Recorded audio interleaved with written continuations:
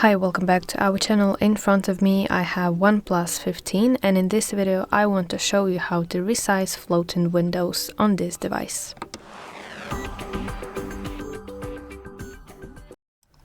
So first of all, let me open such floating window. I will do this way. Okay, so now that I have my floating window on my home screen, I will hold one of the handles on the side of my floating window and I will drag it like this to resize it. So as you can see, it's very simple.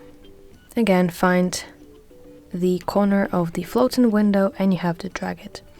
So that's how you can resize the floating windows. I really hope that you find this video helpful, and if so, please like this video and subscribe to our channel to see more content like this.